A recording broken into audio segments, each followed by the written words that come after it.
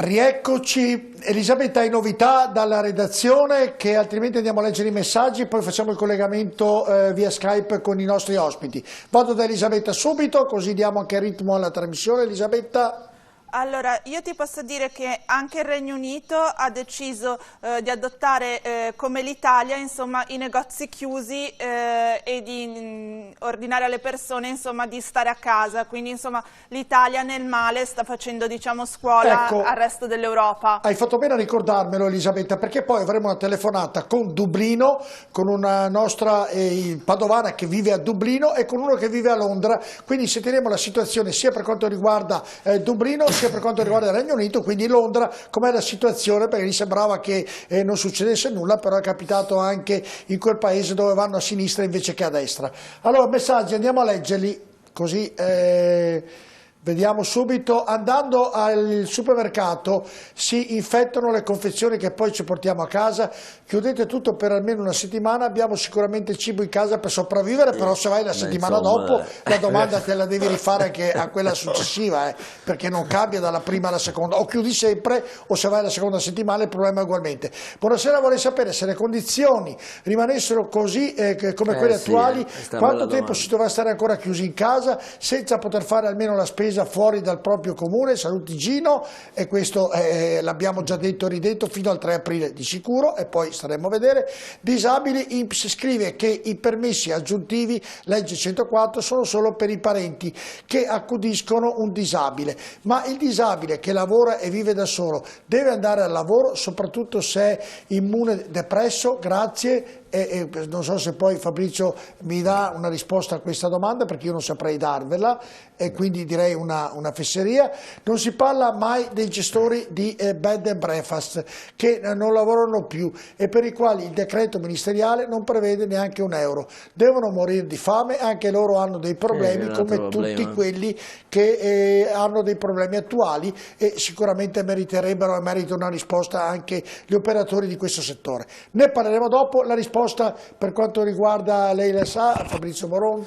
Beh, mi pare che sia di buon senso che un immunodepresso rimanga a casa, no? Indipendentemente, anche perché immagino che il suo ruolo sia un ruolo all'interno dell'azienda, del luogo dove lavora, sia un ruolo che possa magari eseguire in telelavoro direttamente da casa. Io, insomma, fossi il datore di lavoro di questa persona, lo direi in maniera umana e insomma magari pensando al bene di quella persona, che è giusto che rimanga a casa. Certo, allora abbiamo collegato Gianni Cannella, che è della famiglia Cannella, una famiglia molto conosciuta nella città di Padova e non solo, è proprietario dei supermercati Ali, eccolo qui, lo vediamo ora inquadrato, lo saluto, grazie Gianni di essere con noi, e ovviamente è una famiglia molto sensibile, perché ovviamente si sono dimostrati tra i primi in assoluto a ovviamente dare un contributo economico per questa vicenda, quindi davvero complimenti alla famiglia Cannella e alla Ali in generale. Come va? Allora iniziamo subito con Gianni Cannella. Il mangiare c'è? Chi viene al supermercato lo trova? Sì. I rifornimenti sono garantiti tutti i giorni. E quindi non c'è questo problema? No. Ecco, una cosa Cannella, che però mi è arrivato in redazione questa mattina, e dicono noi ordiniamo via online per non andare lì e fare la coda e via scorrendo, non ci risponde nessuno, ci sono delle difficoltà. Può dire ai nostri telespettatori com'è la reale situazione per chi vuole prenotare tramite online ai supermercati lì in questo momento? Allora, la situazione è che ci sono tutti gli slot intasati, che ci sono tutte le posizioni libere, sono state occupate ovviamente, e non ci sono problemi, e che il lavoro è decuplicato e di conseguenza sono tutti occupati gli slot, e quindi non è che non rispondiamo, è che ci chiama talmente tanta gente che non riusciamo a rispondere a tutti fondamentalmente. E quindi come potrebbero e come dovranno fare? Armarsi di pazienza. Noi ogni giorno a mezzanotte apriamo gli slot di un giorno, cioè del giorno dopo, la settimana dopo, e quindi si aprono altri slot di altri giorni, e bisogna essere i primi per notare lo slot e poi fare la spesa, magari la prenoti, dopo la finisci dopo, però bisogna innanzitutto correre per notare gli slot in questo momento. Ecco, voi Cannella siete stati prima ancora dell'ordinanza di Zaia a dire noi alla domenica chiudiamo. È stata un'intuizione, come mai? No, è perché diciamo da quando è partito tutto questo problema del coronavirus, noi praticamente i nostri ragazzi stanno lavorando a turni doppi in tutti i punti vendita e che non si sono mai fermati, quindi riteniamo che fosse giusto almeno fermarsi un giorno alla settimana per farli riposare, soprattutto. E sicuramente comunque non cambia niente, cioè, i negozi sono sempre aperti, da adesso quasi tutti i negozi fanno anche l'orario continuato in modo tale che non ci siano problemi di chiusure. E quindi dalle 8:30 di mattina fino alle 8 di sera si può andare a fare la spesa da lunedì e sabato. Senta Canella, abbiamo qui il nutrizionista dell'ospedale di Padova, qual è la merce, il mangiare che va via più di altri in questo periodo? Un po' tutto oppure c'è in particolare la carne, il fresco? Ecco, c'è qualcosa che va via più che altri cibi, insomma, tanto così per curiosità?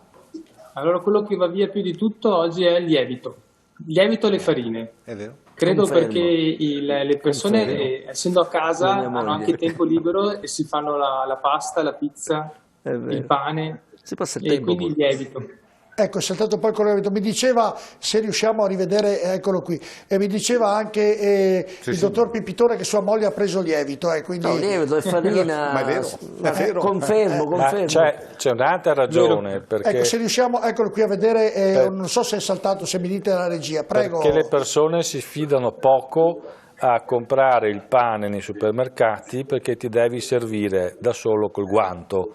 Quindi c'è la presunzione che questo possa essere un comportamento a rischio. Quindi è vero, quindi Cannella, uno preferisce farselo a casa. È vero Cannella quello che dice il nutrizionista dell'ospedale di Padova, Francini? Sì. Diciamo che allora, abbiamo notato che c'è un aumento delle vendite dei prodotti confezionati, anche i salumi, anche la frutta e verdura, anche il pane confezionato. Però è semplicemente come dice, cioè non c'è niente, il cibo non può portare il coronavirus, quindi non può essere contagiato.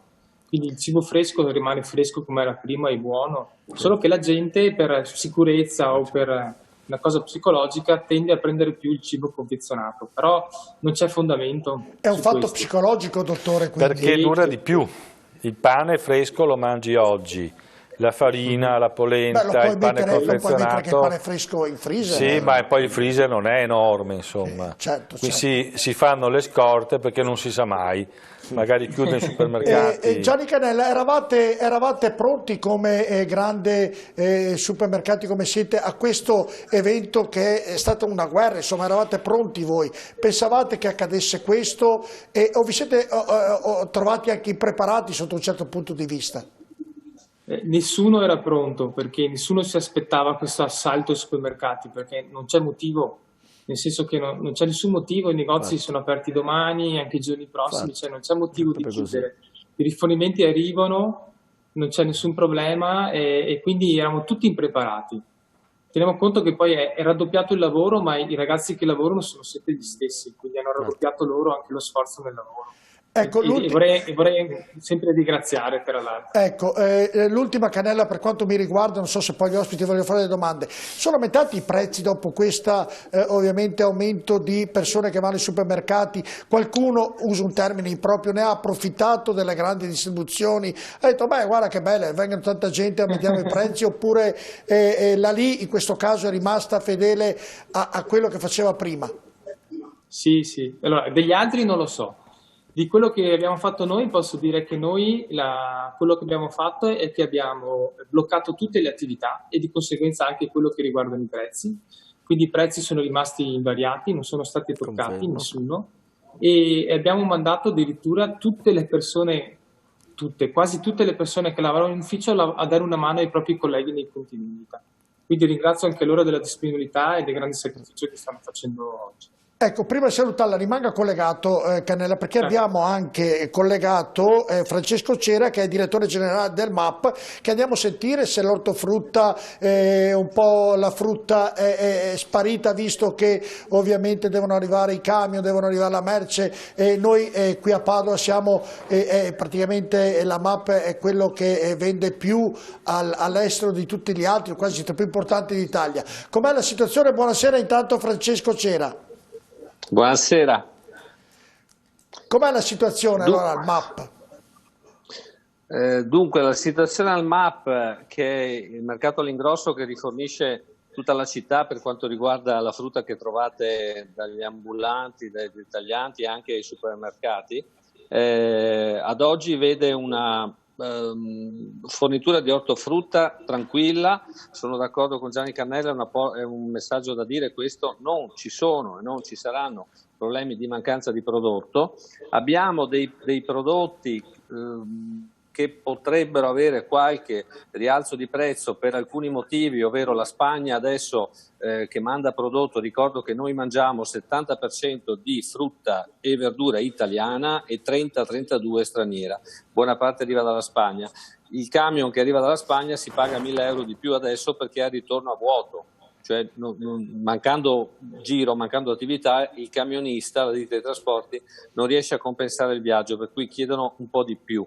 Detto questo, però, abbiamo che per quanto riguarda la spesa che può fare la signora Maria o il signor Mario ogni giorno, vi sono dei rialzi di prezzo per le arance tarocco perché sono a fine stagione, e queste sono più richieste perché la gente con la psicosi pensa che la vitamina C aiuti di più, eccetera, quindi chiedono un sacco di arance. Però se uno va su una varietà Navel può spendere anche meno. Abbiamo il radicchio che è un po' in crescita perché è a fine stagione, ricordo che adesso si trova in frigo, ma abbiamo le insalate che hanno un basso prezzo, l'asparago che ha un basso prezzo, la fragola pure, le mele sono stabili. Voglio dire, il sistema distributivo, devo dire, nazionale, sia dei supermercati sia del dettaglio, ha agito e lavorato molto bene in questo periodo perché non abbiamo mai avuto situazioni di speculazione, di rialzi di prezzo per il consumatore, e questo va dato atto a un sistema che è molto equilibrato. Ecco, l'ultima, direttore, perché il MAP, praticamente i magazzini agroalimentari hanno fatturato sui 350 milioni di euro all'anno. Ecco, di questo fatturato una parte è dedicata anche per la vendita all'estero. Ecco, il fatturato è rimasto uguale come vostra azienda? All'estero la merce nostra va ugualmente come prima o all'estero vi bloccano le merci? All'estero è molto faticoso perché con giri veramente di fantasia frontaliera incredibile dei nostri esportatori riusciamo a far arrivare in qualche modo ancora il prodotto in Ungheria, in Slovenia, in Ucraina, però ad esempio mentre prima ci si metteva 2 giorni ad andare in Ucraina, adesso ci se ne mette 6 e quindi si perde tutta l'esportazione delle insalatine. Quindi diciamo che il lavoro si è ridotto del 30% circa, metà per calo estero e metà per calo qui in Italia. Ricordo che ci manca il turismo della montagna, il turismo di Venezia, il turismo di Abano Montegrotto, i ristoranti e le pasticcerie chiuse, quindi perdiamo anche qui, ma ci aspettiamo un ulteriore decremento, arrivare al 35% in meno di lavoro. Speriamo termini presto. Grazie direttore del collegamento, grazie di essere stato con noi questa sera. Ritorniamo da Gianni Cannella perché adesso voglio sapere da Francini che consigli può dare per fare una dieta corretta, se si può o se c'è una dieta. Insomma, o se c'è un'alimentazione. Intanto non è vero che la vitamina C uccide i virus, che potenzia le difese, è la carenza patologica di vitamina C che quasi non si vede più, c'è lo scorbuto, quindi anche la ricerca degli integratori. C'è stato il caso degli integratori di vitamina C che all'inizio dell'epidemia su internet si leggeva che servivano per curare, invece assolutamente. È caduto il microfono, credo, mi dicono dalla regia, così ha spiegato tutto, che la vitamina C, cioè quelli che vendono vitamina C hanno detto per fortuna. Serve solo abbiamo sempre dosi, Cannella collegato, lo mettiamo in video. Nelle Prego. dosi, quelle raccomandate, che sono all'interno di un arancio, quindi mangiarne di più serve solo se ci piacciono le arance, ma sicuramente non aiutano a combattere il virus. Invece il problema è la denutrizione. Molti anziani sono immunodepressi perché sono denutriti, perché mangiano poco, e quindi bisognerebbe cercare di curare in modo ottimale l'alimentazione degli anziani. Ma c'è una cosa in particolare, dottore? Dico la carne, dico il pesce, oppure come diceva mia mamma, poco di tutto non fa mai male. Gli anticorpi sono sostanzialmente delle proteine. per essere fatti hanno bisogno dei mattoncini che si chiamano aminoacidi e che noi troviamo negli alimenti proteici. Quindi gli alimenti proteici, carne, pesce, uova, legumi, latte, formaggio, sono più utili in senso assoluto. Il lievito non farebbe mica bene allora? Il lievito non fa né male né bene, serve per fare il pane, no? per fare dei prodotti amidacei. Ecco, in questo caso l'amido serve molto di meno, l'amido dà energia.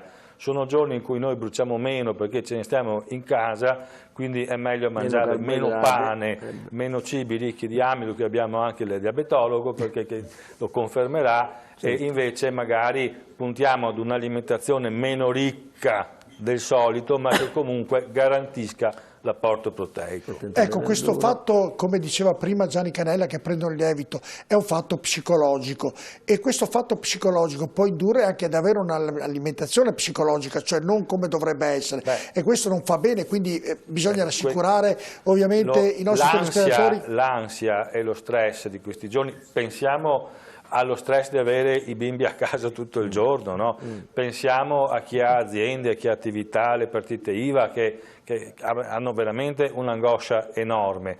Uno dei modi per sfogare questo stress e questa angoscia è anche la tavola, però mangiando di più e muovendosi meno poi ci troviamo con qualche guaio per quello che concerne la salute. Certo, allora io volevo ritornare da Gianni Cannella, l'ho detto all'inizio del collegamento, per ovviamente fare i complimenti perché la famiglia Cannella è là lì e i supermercati è lì, sono stati vicini ovviamente a tutti quelli che hanno avuto problemi, hanno fatto un grande un segnale importante a livello di solidarietà, quindi complimenti alla famiglia Cannella, spetta d'obbligo da parte di tutta la città, Gianni. Grazie mille. Va bene, avete domande? Volete sapere? Perché domani viene Pipitone nelle elementari e vuole lievito, Innanzitutto ho la carta fedeltà, quindi siamo a posto, quindi io sono un suo cliente. Io sono un suo cliente. No, sulla questione delle farine non è solo secondo me il fatto, d'accordissimo con quello che hai detto, ma secondo me il fatto che uno si passa anche il tempo, mio figlio che ha 24 anni tra l'altro con mia moglie faceva la pasta fresca ieri fino a mezzanotte, fino all'ora di notte, per dire, si passano anche il tempo perché bisogna in qualche modo che ognuno di noi occupi il tempo. No, volevo chiedere a Cannella, io visto che avete ridotto di un giorno e capisco il motivo che è quello dei dipendenti a cui va l'estrema solidarietà perché sono in prima linea come noi, quindi con la gente, quindi rischiano anche, c'è stato anche qualcuno si è preso anche il virus, ma non sarebbe stato, cioè voi avete come dire, assunto qualcuno temporaneamente sto periodo, perché la logica vorrebbe che se tu riduci e se passa il messaggio che si chiudono i supermercati la gente giustamente si affolla, quindi essendo per una volta alla settimana di meno il tempo, vabbè, però invece sarebbe stato più logico mantenere sempre, anzi addirittura fare un'ora in più la sera. No, mi scusi se mi permetto di, capisco che per voi è un problema, ma dico, ma avete assunto qualcuno oppure non ce la fate proprio? No, come dicevo prima, noi abbiamo praticamente quasi chiuso gli uffici, manteniamo le poche presenze e tutti gli altri li abbiamo mandati a lavorare nei punti vendita o nei magazzini. Immagino. Continuiamo comunque, adesso stiamo assumendo ancora perché c'è bisogno di forze. I ragazzi stanno tirando veramente tanto in questo periodo, quindi abbiamo bisogno di forze nuove che ci diano un po' di aiuto. Il problema è che comunque le persone vanno formate, quindi non è che io assumo una persona oggi sa già fare il lavoro, ci vuole un po' di tempo. Certo. E quindi comunque noi stiamo assumendo, continuiamo ad assumere proprio per darci una mano dappertutto, perché dai magazzini fino ai punti vendita c'è bisogno adesso di aiuto. Grazie Gianni Cannella, buon lavoro. Grazie a voi e buona serata a tutti. Va bene, invece andiamo a sentire la Di Capua che ci fa capire, io direi nel punto 2, le responsabilità dell'uomo su questo virus, cosa ci dice. È il secondo.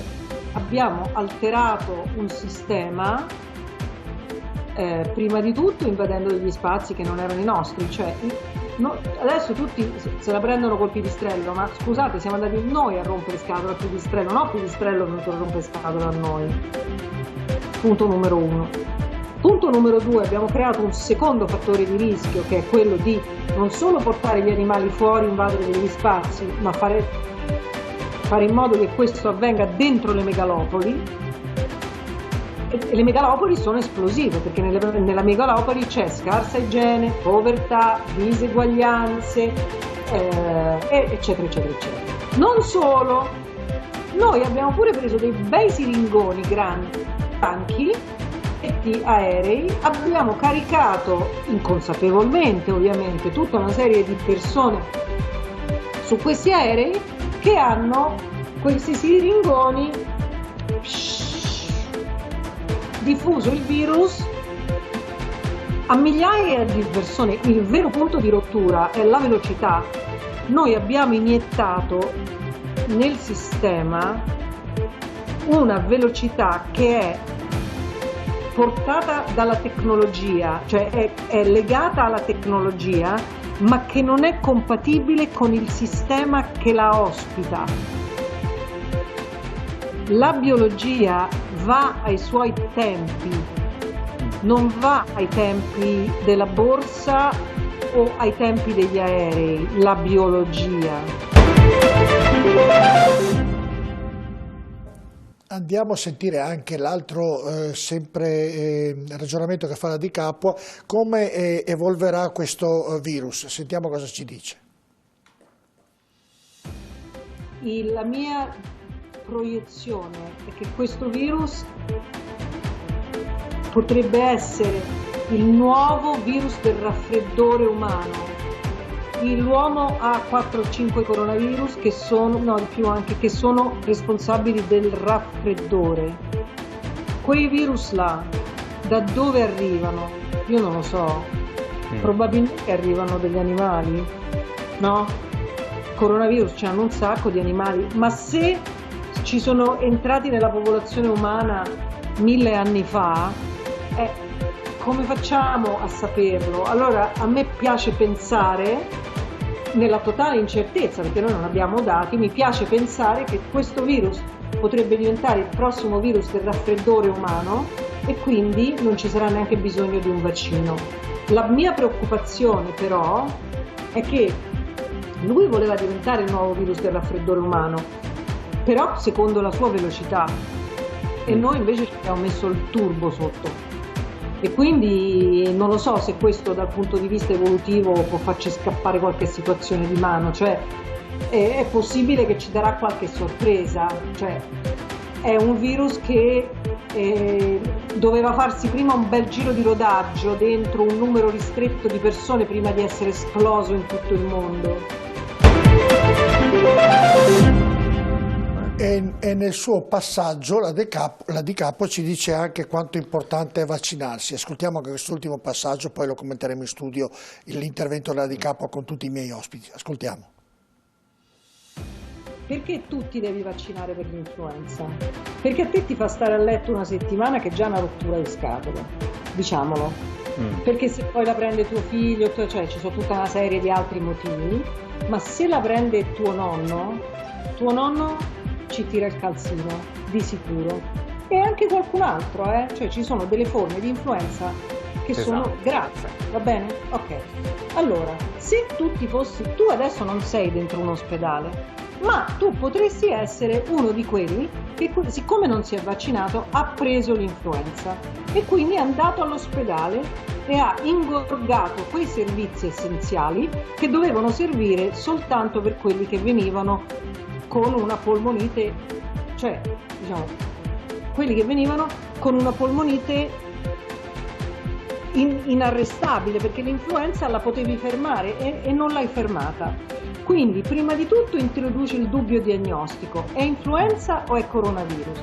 Se ti fossi vaccinato non ci sarebbe questo dubbio. Se tu ti sei vaccinato e ti prendi il coronavirus, l'influenza non te la prendi, quindi eviti una doppia infezione, perché è possibile che two virus is peggio che one. Sorride. Sì, perché la Capua è veramente brava, devo dire, e quello che lei ha previsto già ai primi di ai primi di gennaio si sta verificando in maniera assolutamente... Dopo questo, lo chiedo a tutti prima della pubblicità, la gente aumenterà a vaccinarsi visto che c'era questo Novax e tutte queste problematiche che sono nate fino a ieri. Oggi, dopo quello che sta succedendo, secondo voi? I Novax sono scomparsi perché è evidente quando tu hai a che fare con la malattia e finalmente possono parlare gli esperti, la scienza, nonostante tutte le fake news che girano, una è quella che ha detto il collega prima che la vitamina C curava il coronavirus, è evidente quando arriva la scienza... Non proprio curava. No, curava, sì. Come no? Curava, lo preveniva, voglia, c'è stato un giro per qualche settimana folle, ma ancora oggi arrivano cose assurde, quindi quando arriva per fortuna... Infatti le arance sono aumentate. Per fortuna la scienza, quando arriva la scienza, per fortuna non ce n'è più per nessuno, perché finalmente parlano le persone competenti, gli studiosi, i ricercatori, e già su questo ci sono un sacco di dubbi. Un passaggio, Pipitone, che ha detto importante, mi sembra Di Capo, mi corregga perché lei è medico, io no, però ha detto se uno ha fatto il vaccino contro l'influenza ovviamente evita di avere il doppio delle cose e può anche salvare la pelle, in parole povere dice. Ma non solo, non è nemmeno escluso che avendo tu fatto il vaccino e avendo comunque stimolato la tua immunità con un virus che può essere simile, per esempio i bambini che sono per fortuna ormai quasi tutti vaccinati e hanno più vaccini sono verosimilmente più sicuri nei confronti di questo virus perché hanno già varie immunità e quindi probabilmente qualche immunità crociata anche nei confronti del coronavirus. Fabrizio Bonasoli, Novax, quello che ha detto la Di Capo, un commento? A parte mi pare che la questione è un po' diversa, no? Perché un discorso sono i vaccini, quelli per cui tutti siamo vaccinati, un discorso è il vaccino anti-influenzale. Ma non lo fanno in tanti nemmeno quello. No, ma sono due cose diverse perché da una parte insomma la vaccinazione è avvenuta anche sulla base dell'ultima legge che è stata fatta qualche anno fa, è venuta in maniera obbligatoria, quindi ormai abbiamo raggiunto oltre il 95% della popolazione vaccinata. Per fortuna. Dall'altra parte, altra cosa è la vaccinazione antinfluenzale, per cui ogni anno è diversa e pertanto l'invito è sempre stato fatto soprattutto a una popolazione anziana o che ha patologie di un certo tipo sulla vaccinazione, quindi la discussione è un po' diversa. Ovvio, io per carità, siamo tutti vaccinati, però ovvio che chi studia e chi porta avanti in questo caso la scienza nel mondo della sanità e del trovare cure per quello che sono le malattie hanno una conoscenza di più di uno stregone che magari, come si diceva prima, scrive su Facebook che la vitamina C può guarire. Ecco. Assolutamente sì. Francini, rapidamente, comunque sì, ricordo solo che in queste settimane è girata su internet la storia che il coronavirus, il Covid-19, è stato creato dagli americani che durante un'esercitazione militare in Cina lo hanno liberato nella città di Wuhan. E tutto perché Bill Gates sta finanziando le multinazionali del farmaco americane per fare il vaccino. Quindi gli anti-vax, almeno alcuni, stanno sostenendo che è tutta una montatura fatta apposta per vendere vaccini, quindi esiste ancora questo pensiero antiscientifico. Certo. Allora andiamo in pubblicità, poi rientro, ci collegheremo con Dublino, con Londra, con il sindacato di polizia perché anche loro sono in prima linea. Rimanete con noi perché abbiamo tante cose ancora da dirvi, a tra poco.